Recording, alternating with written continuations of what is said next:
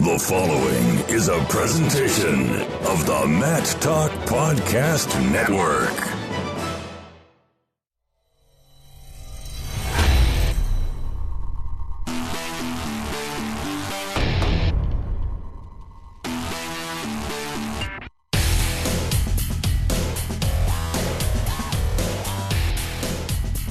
Hashtag Fargo 2018. Yes, another year, another tournament as the nation's top youth wrestlers will descend on the outpost of Fargo, North Dakota, and the Fargo Dome on the campus of North Dakota State University. It is one of my favorite places in the world for 8 days in July. This is the Short Time Wrestling Podcast. My name is Jason Bryan here with you. Joining us today, three-time NCAA Division II national champion, the guy behind three-time gear, and a proud Pipestone, Minnesota native, Steve Saxlund. Steve, welcome back to the program. It's been 2 years since you made an appearance. Hi, Jason. Thanks for having me. I'm excited to talk to you guys again about Fargo and what's going on in 2018. Yeah, last time you heard Steve was when we first really broke into Herd and Horns territory at herdandhorns.com. This is one of the restaurants that he is a partner with in a wrestling, football tandem or trio. Actually, it was a quad. I don't know what. It was a bunch of guys with the football tradition and the wrestling tradition at North Dakota State that went to form this restaurant, which is on 12th. Just on this, that would be technically the south end of campus, right? Yep, south end of campus, right across the street from the library. I wouldn't know where the library is on any campus, so. That's probably it's our inside joke that it is right across from the library, but it's not a. I guess now with the regulations of the schools are really. They're recruiting student athletes, not just athletes. So more kids are knowing where the library is at North Dakota State. Yeah, so what we're talking here is Fargo. This will be my 20th coming up. And there is always, we've had the mayor on the show. We've had Pete Isaiah from USA Wrestling on the show. We've had you on the show to talk about the city. And for those who are making their first journey to this wonderful spot, there's a couple things you got to worry about. One, sometimes it can be blisteringly hot. Sometimes it can be really nice and chill. And two, the mosquitoes don't walk in the grass ever. So that basically prevents you from getting the North Dakota, Minnesota State bird from attacking you. And three, the people really kind of open their arms for this type of event. 3,000 kids and countless more coaches come in. And Steve, for somebody who went to school there and has seen this tournament really blossom over the years, what's it mean to be a Fargo resident and see thousands of people come in to your town at a sport you love so much? It's, what, anywhere I travel around the country, if you're a wrestling person and you tell them you're from Fargo, the event comes up. They're like, oh, that's where the Fargo Nationals are. And they talk about, you just have something in common with them because a lot of wrestling people they've been to this event one way, shape, or form. So it's neat to be able to talk to people about the city I live in and I love, and it's the economic impact that this event has in the community is, it's just, you could put a dollar figure on it, but it's more than that. It really puts us on the map in the wrestling world. Yeah, we have to dial it back a little bit to kind of, for those who are unfamiliar with Steve Saxlund, again, three-time Division II national champion when North Dakota State was a powerhouse in Division II, battling in the old North Central Conference. Just talk about your days wrestling under Bucky Maughan and what was a real hammer of a conference in Division II. Yeah, it was really special. Bucky did a very good job of recruiting guys that could beat you in the room, and that was why we were so good, is that we had battles every single day in the practice room, and you had to fight for your spot every day. And sometimes, even being a returning national champion, go in the room, and some days it was really, really hard to score a takedown, because you had those guys that could compete with you every day, and it was a battle. And that's what it is. It's recruiting and getting good kids in the room to test yourself, and you're getting tested every single day. One thing that I've always noticed, and this was a thing when North Dakota State moved to Division I, and they were still had that tough guy edge to it. I mean, you've got to be a tough-minded, strong-willed individual to go to school in a place that can hit 40 below in January and can sometimes not even get over top of the 0 mark. I mean, how did that make you guys tougher as a wrestling program to know, man, we're one of the few people that has to put up with this type of environment to wrestle at. So, okay, so keep this in mind now. It doesn't go from like 80 degrees to minus 40 overnight. No. You know, we do have a transition of, my wife always says, she goes, I love Fargo. I love this area because we have 4 full seasons. You have a great summer. I wouldn't say it was full because that spring we had here in Minnesota, I'm guessing out there is kind of the same. Wasn't really long. It was like, man, this winter will not go away. All right, it's summer. So, okay, full maybe. You definitely have seasons, though. You have 4 of them. Depends. Okay, depends on the year.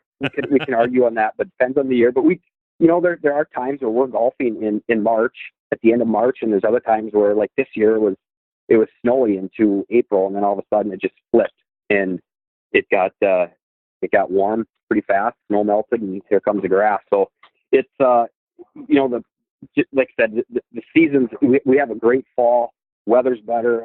The weather's nice in the fall. We get rid of the mosquitoes after the first couple frosts, and once it gets cold out, you kind of transition yourself, and between where am I going to class, how am I getting there, and you figure that out real fast. And in the first couple times where it's really cold, when you get that wind chill factor going in, you figure out I better go get a hat, gloves, a jacket to get me from point A to point B when you're walking through campus. So that's and then you find the people who have cars that can drive you to practice or whatever. But it's we figure it out pretty quick. We're pretty smart people up here, and nobody wants to be walking around out in the cold, so you make it work. Yeah, good cardio sprinting in the snow from building to building. Right. Yeah, my nephew actually just finished up his freshman year at North Dakota State. So after all these years that I've been coming to Fargo for this tournament, I actually now have a familial tie to the school. My nephew Jackson just finished up freshman year. My niece Ashley was across the river for her freshman year at Concordia. So it's all of a sudden like I'm married into this Minnesota lifestyle, and all of a sudden now I've married into Fargo. That is just so crazy to me. Now, when we talk about coming from Pipestone, you talked about how Bucky Mon, the Hall of Fame coach, would bring guys in that could beat you. The era and success of North Dakota State wrestling and the recent, it's not been a recent era of success for North Dakota State football.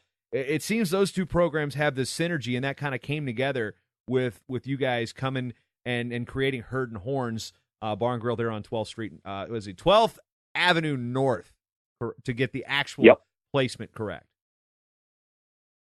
Yeah, so, just an idea. We started kicking around, and we were talking with the guy who owns the building, who is now a good friend of ours. And it was something that he always had in mind of doing a Bison NDSU themed bar, on a restaurant bar in his building. And, we were kicking around the idea and said, all right, so we pulled the trigger on it. And, I tell people as a joke, I'm like, the dumbest thing that we ever did was open a restaurant, and the smartest thing we ever did was expand. So there was a little coffee shop that was next to us that had gone out of business, and the space wasn't being used. So we cut a hole in the wall, and that's now our game room. And the game room is phenomenal. It's great for private parties, events, groom's dinners, any special occasions. And you're part of the restaurant, but yet you have your own space that fits 50 to 80 people, and it's got its own tap lines, and it's a lot of fun. And we've had some parties there. Most USA wrestling people have been in there for a social or something like that, and it's a really neat space and unique space to this to Fargo.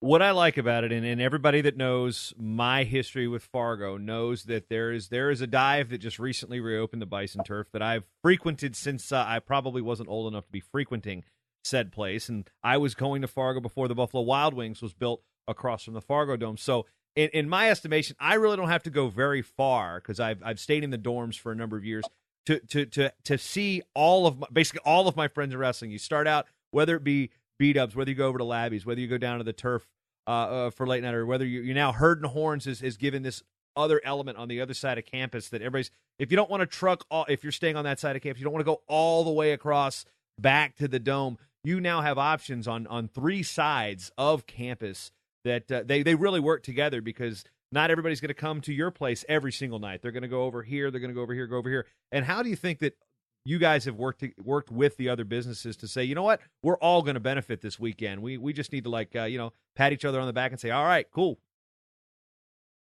This weekend for all the businesses around the Fargo Dome it's a huge week for people coming into town, because if this event wasn't here, it'd be pretty quiet. When North Dakota State's not in session in the summer, they have some summer school, but not like during the fall, spring semesters.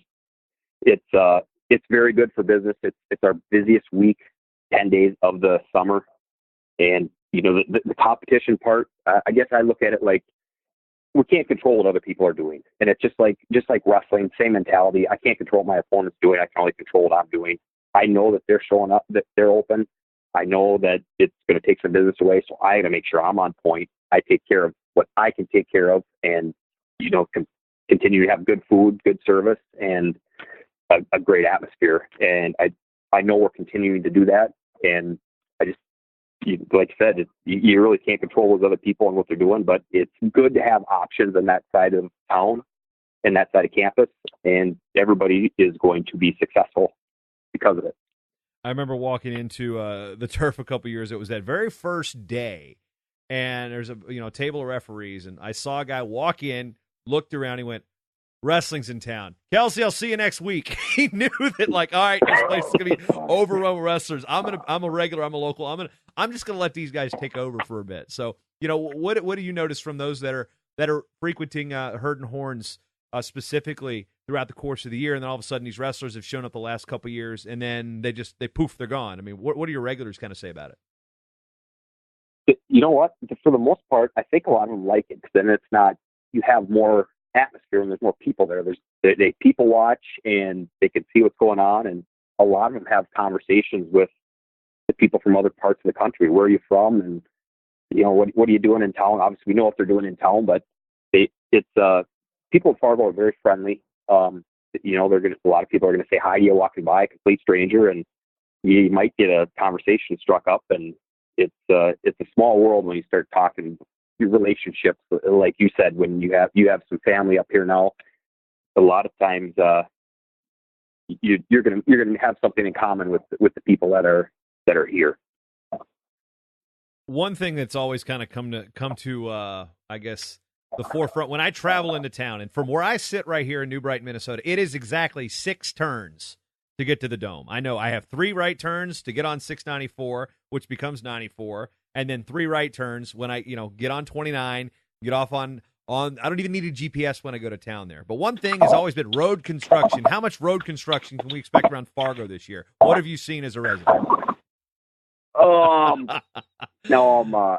Okay, so you should be all right. West of town, we've got a little bit on the interstate. 19th Avenue North is open up to the interstate. So, and I believe, both interstates, 94 and 994 in town is open. So road construction shouldn't be too bad.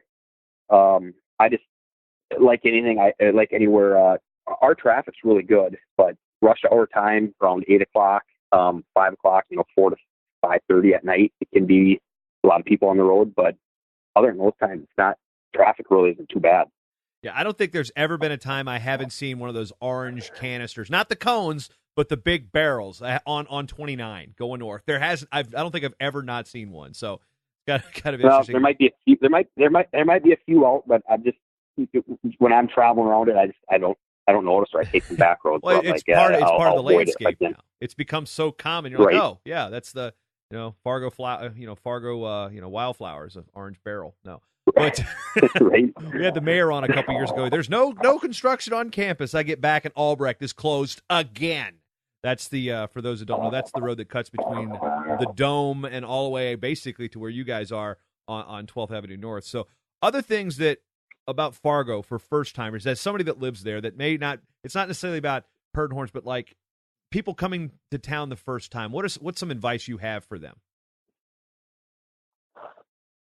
Oh man, okay. So like I mentioned before, people are very friendly. So it's pretty. If people are walking by and say hi, that's just normal. That is the normal thing around here. You might not, you don't know them, and it's different from maybe East Coast where you have thousands of people walking by and people just kind of, I want to say mind their own business, but a lot of people are very friendly. So you're going to get a lot of people that are going to strike up a conversation with you just because that's how we are. We talk maybe a little bit different than because of the roll our O's a little bit more than the rest of the almost Canadian-ish. Yeah, sure, so, sure. I married into that too. Right. You'll get some of that. You know what? And another cool thing that we have here is a lot of bars and restaurants have charitable gaming. So they have pull tabs and they actually have blackjack tables in the bar. And a lot of people are like, "What do you mean? There's blackjack right in the bar?" And like, so several hotels and bars and restaurants have that gaming. So that's an option for people. And I think it's some fun entertainment. Me and my family will go out, meet friends up, and we'll go play some blackjack at local establishments. So it's fun. You don't need to go to Vegas to find these, or you don't need to go to a casino. There's a lot of them around here. So that's a fun entertainment option at night. And we talked about the mosquitoes. They're actually not too bad during the day, but at night when it starts getting dusk, that's when they get really bad. So stay out of the grass in the evening and just be careful of those.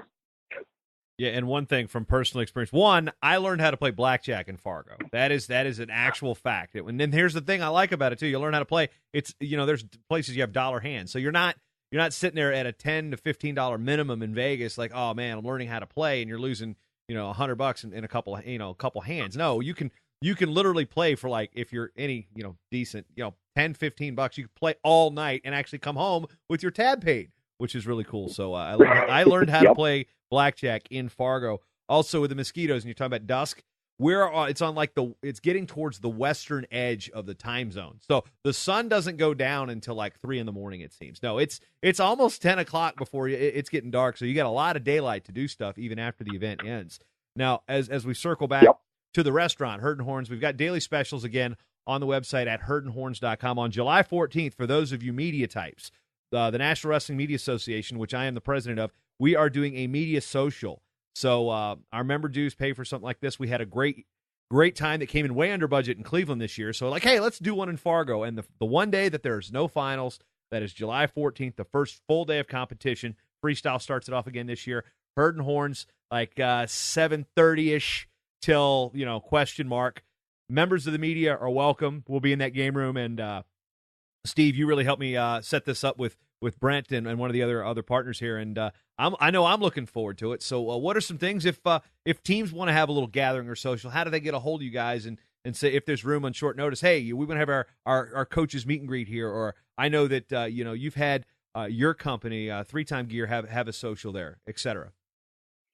Yes, I think USA Wrestling has a social there one of the nights. But for the most part, it's we're ready for USA Wrestling. So you can either call the number on the website to actually book something, or when you're there, just say, hey, we got 10 people that are coming in. And for the most part, like I said, it's not a super busy time of year for us, so we're going to have room, and we'll accommodate anybody who wants to come in and enjoy the restaurant.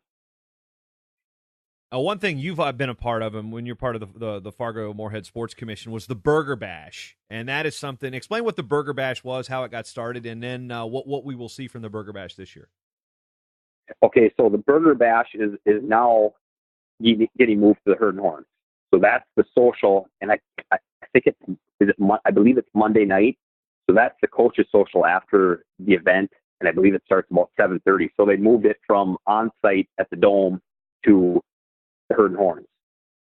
So the Burger Bash, why we started it was because we had some reallocation of funds when I was at the Sports Commission, and we were doing a shuttle that would shuttle kids from the Fargo Dome to the mall, and we actually tracked how many people were going on it, and there wasn't that many. So said, hey, let's take this money and let's give something back to coaches, and so that's where we did the Burger Bash. But it's now evolved. I'm not with the Sports Commission anymore, but I'm still in contact. I visit with those guys quite frequently.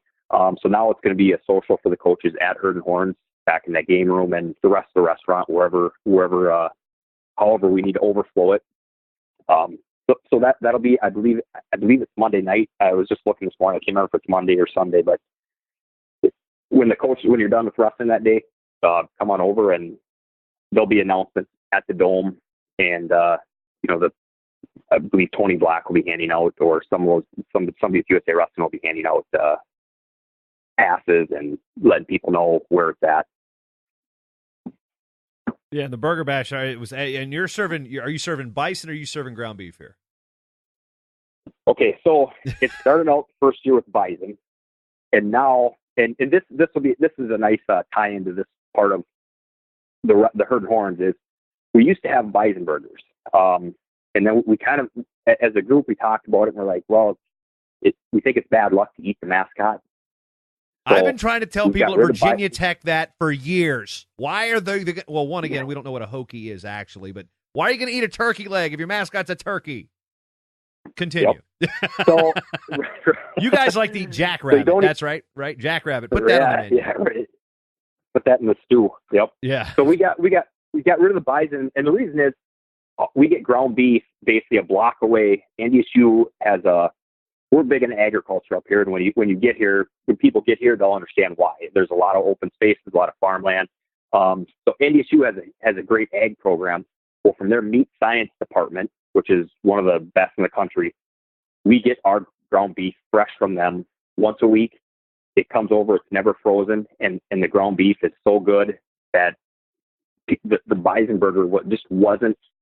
People would have the bison burger, and it was a frozen patty, and it just wasn't as good as the ground beef. So we just we got rid of it in lieu of our burgers. We feel it's one of the best in town.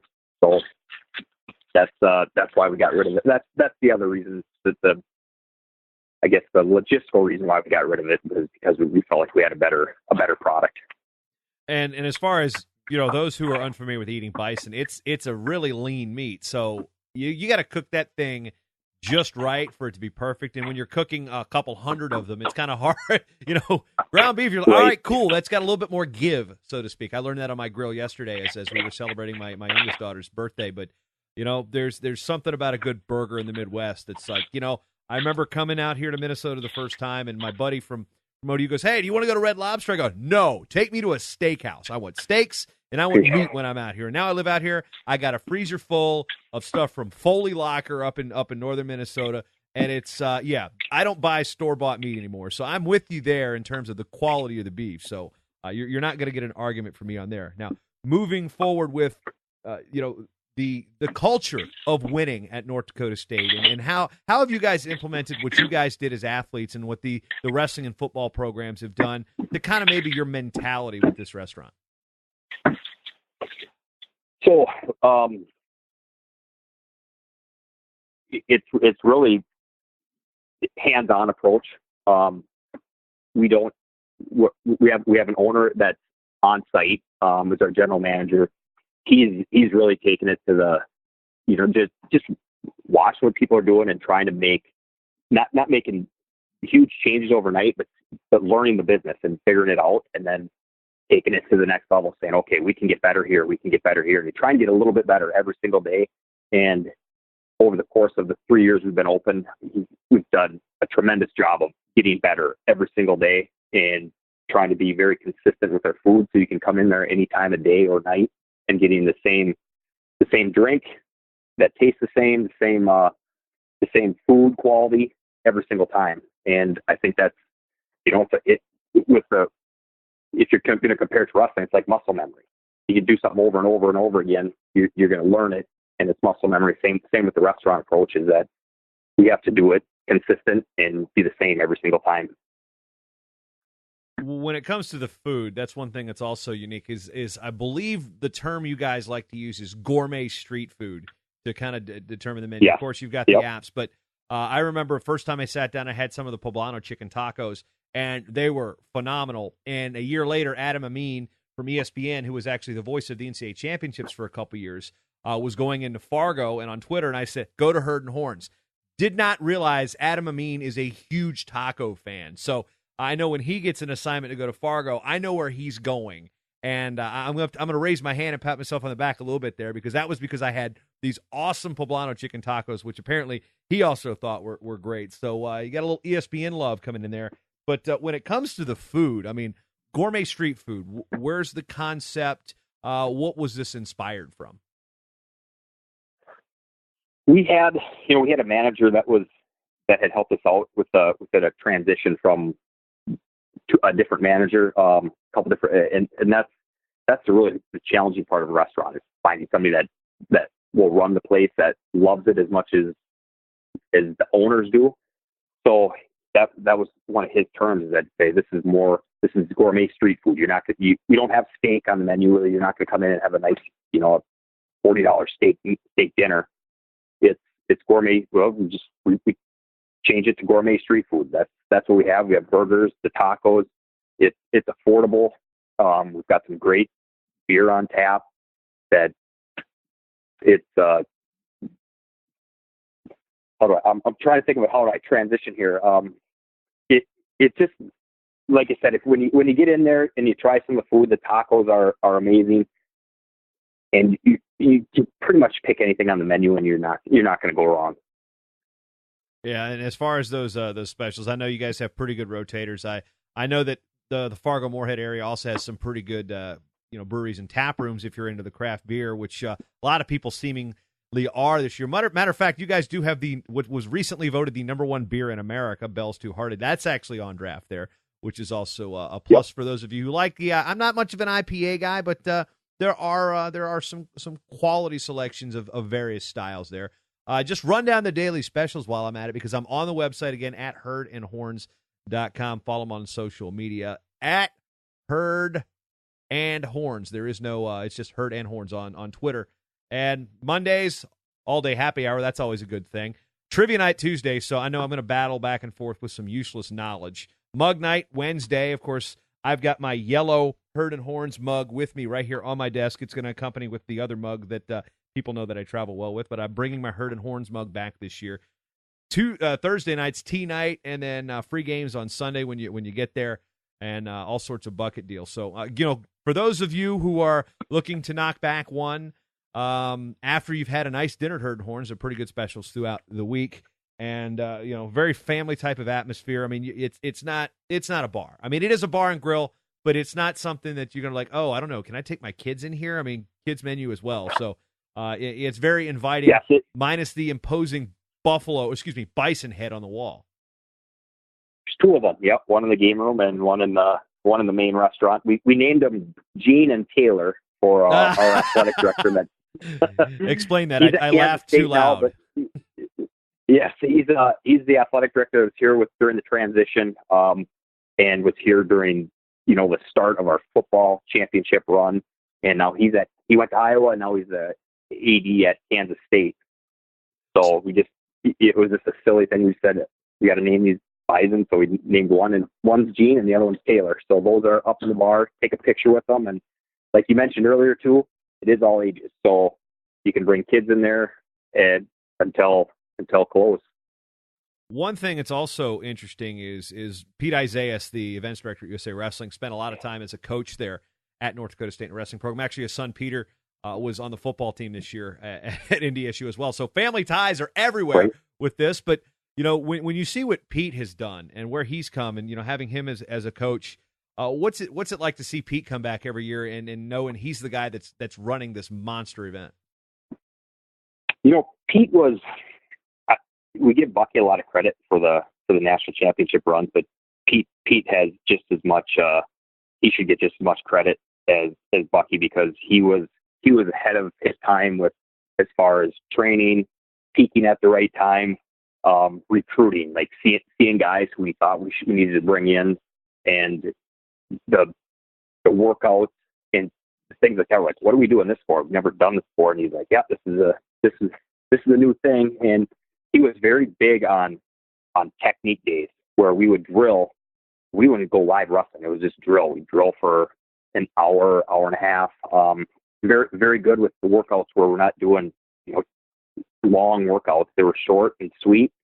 And I really feel like that training part of it was a big part of, Pete bringing that in and kind of getting Bucky on board with, we got to try this. And it started working, and we just kept going, and it helped our, it made us the team we were, with how he approached the coaching aspect and getting everybody on board.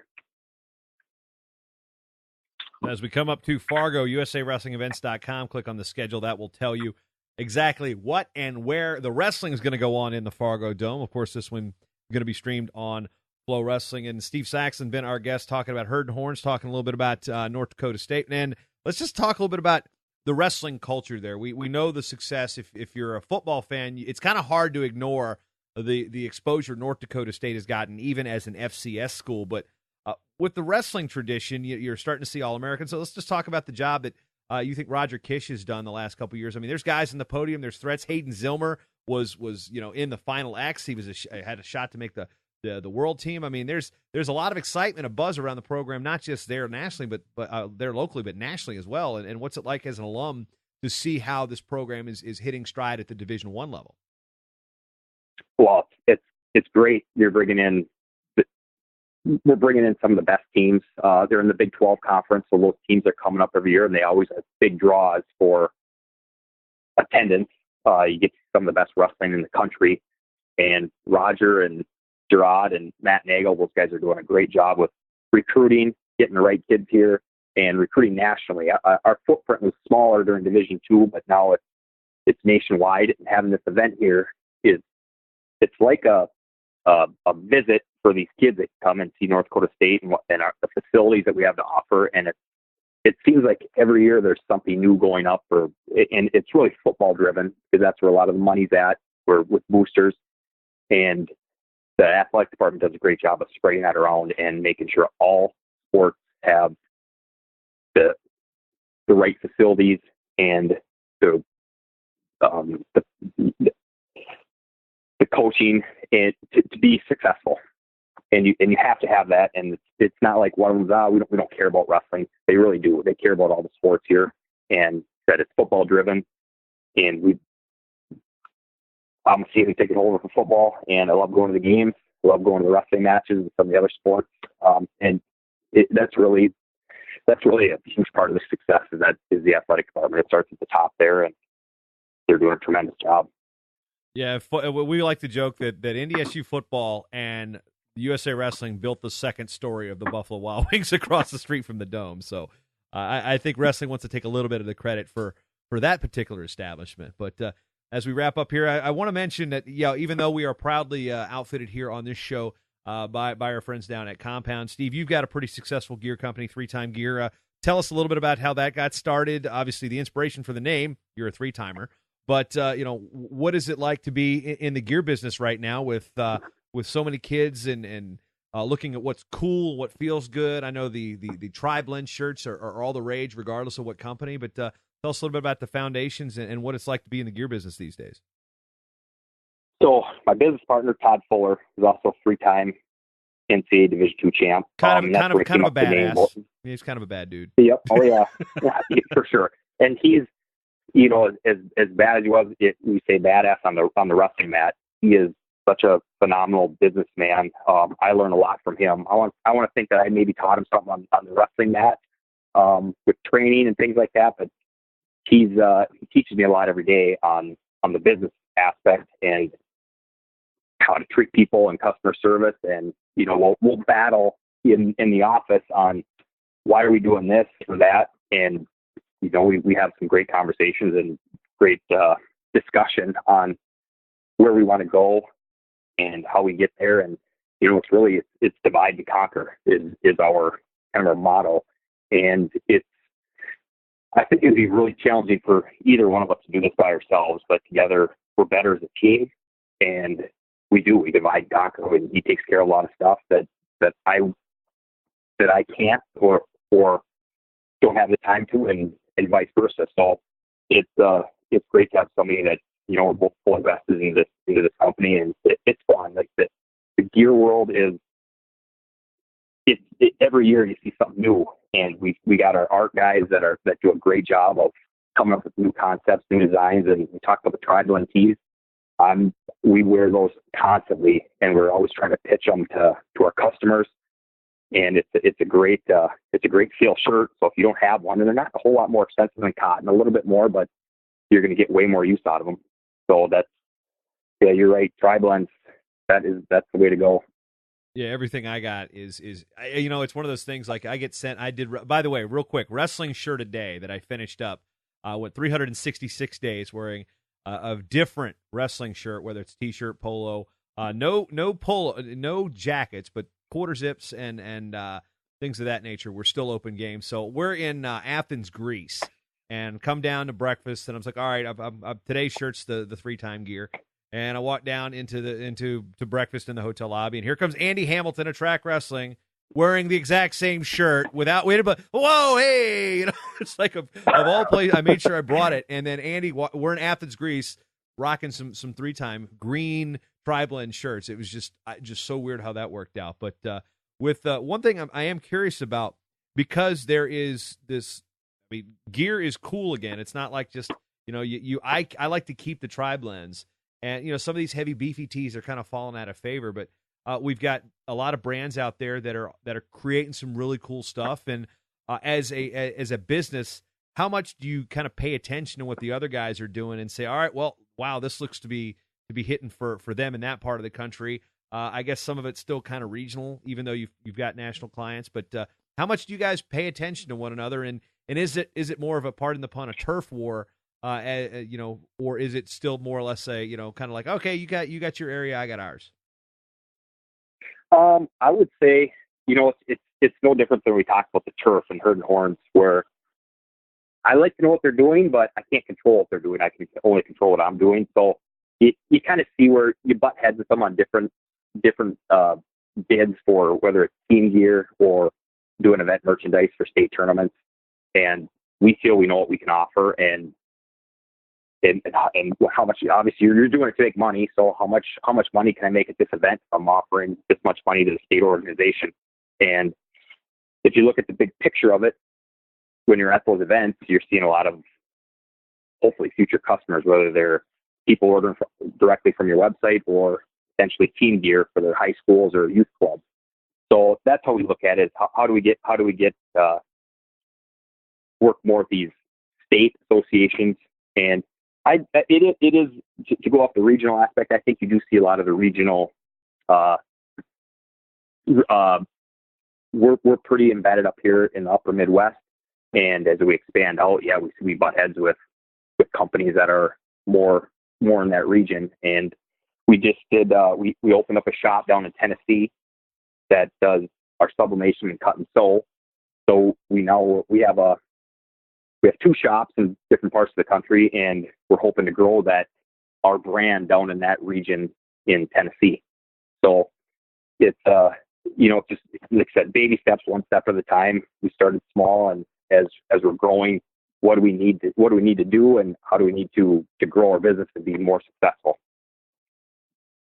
Well, you guys are doing a pretty good job at it, that's for sure, and you're doing a pretty good job at creating some solid wrestling environment for those who are coming into Herd and Horns. Again, the website, herdandhorns.com, on Twitter, at Herd and Horns. Again, the Media Association social on that Saturday, July 14th, daily specials on the website. Come say hi to Gene and Taylor, the giant bison, not buffalo, American buffalo, a.k.a. bison, but buffalo by itself, not the correct terminology. So I believe I'm correct there, right, Steve? Yeah, we're the bison, and it's spelled with an S, but you pronounce it with a Z, bison. And you will get corrected if you say bison with the roll and the S, but you want to do it with a Z, and you'll fit right in. Sure. I've been working on that for years anyway. Yeah, I've married into it. And remember, when you're saying the word Fargo, pretend like there's an H on the end. Fargo. Yep. And Steve, too, I understand that before we go, if they're trying to go in for lunch and they're afraid about missing something, Flo hooked you guys up too, right? Yep, Flo hooked us up with with their video feed, and so we're going to have, we can't broadcast all 24 mats, or I think it's 24 that they have this year, but we can't broadcast them all, but we're going to have them at probably the main stage, which will be on. We're going to show it during while there's wrestling going on at the Herd and Horn. So you can come over there and you can still be part of the event. And we really try to make sure that we're engaged with what's going on in the community at Herd and Horns, and wrestling's a big deal. So having that there, I think people they appreciate that, and they understand that, oh, these guys, they walk in and say, these guys know what's going on. We're going to have some wrestling shirts for our staff that's working, Herd and Horns wrestling shirts, and they'll see the live feed through Flow. So thank you, Flow, for the access, and you can come over and enjoy watching wrestling. Feel like you're not going to miss too much. All right, Steve, we'll see you in a couple days, and we're looking forward to it. You're 20 for me here coming up in Fargo, so I'm pretty amped about this, and I'll see you in a couple days. Can't wait to have some of those street tacos. Safe travels. See you soon. And Steve Saxlund doing a great job in filling us in on all things Fargo, and of course his backstory about Herd and Horns, 3X gear. Yes, Lucy. Interrupting my show is my now 6-year-old daughter, Lucy. She just had a birthday. So, anyway, Steve Saxlund giving us the lowdown and things to expect around Fargo. Again, good dude. Steve's been good to us in the sport of wrestling for his entire life, but as far as Fargo goes, his career out there, been good stuff. Couple things to pitch. Yep, that's sales pitch time. No, it's actually call to action time. The Fargo Guide, the almanac that I am diligently updating between birthday parties, podcasts, and trips through Final X. Yep, that will be available at mattalkonline.com/Fargo Guide, and that'll provide you the links and everything you need to know to pick this thing up. If you've already bought this, don't worry. You will get an email from Gumroad when I update it. You buy it once, you buy it for life. It's like a Moen faucet. Buy it for looks. Buy it for life. Matt Tuck Online Fargo Almanac. Yep, it is streamlined but more robust this year. Yeah, I found a way to actually make it a little smaller but still cram more information into it. Go to mattalkonline.com/Fargo Guide and get that for just $20. Again, buy it once and you get free updates for life. Now, if you are a member of our team and Patreon and a patron of this network at mattalkonline.com/join the team, and you're at like the $10 a month or more level, you get this as part of your deal. So new draft classes are in there looking sharp. Rob Roy, I got you. Don't worry. But, yeah, this is going to be good stuff. Shirts aren't in yet, but, yeah, if you are part of that team membership, and we got some new team members we need to point out. So thanks, Gary Paul out in Lehigh Land, Becca Eakins, and the Claunchinator, Kevin Claunch, finally actually showing up and offering his support for the show. And I guess because he's getting free shoes from, never mind, I don't even want to go in that route. But thanks to those 3 new members of the Matt Tuck Online team, and they'll hit certain levels of giving. And once we get all the gear situated at the $1, $2, $5, $10, $15, or $20 level, or whatever you feel you get value out of this network, by all means, mattalkonline.com/join the team. If you want to make a one-time donation, that's cool too. mattalkonline.com/contribute. You can do it there via PayPal. As always, I'd like to thank you for spending your time with me. A lot of stuff coming from Fargo, just giving you a heads up. All sorts of stuff. Shows from Herd and Horns. If you're out there, come see me, come say hi, and we'll talk some wrestling. Probably have a barley pop or two. Yeah, I said pop, but it was barley pop, not barley soda. It doesn't quite work. You can call a beer a barley pop. You can't call soda pop unless you're saying soda pop, like Soda Popinski in Mike Tyson's Punch-Out. Anyway, come see me, say hi. We'll talk some wrestling, maybe even get on the show. And again, I'd like to thank you for spending your time with me, because you've always got time for short time. And yes, that was my daughter interrupting the show earlier. Woohoo! The Short Time Wrestling Podcast is proudly outfitted by Compound Clothing. Shirts, singlets, custom gear orders, everything you need. Call up Cliff and the crew at cmpteamwear.com. First time listening? Well, you can change that by going to mattalkonline.com/get-short-time to subscribe on Apple Podcasts, or listen on your favorite podcatcher at mattalkonline.com/listen. This show is part of the Matt Talk Podcast Network. For more wrestling podcasts, head over to mattalkonline.com.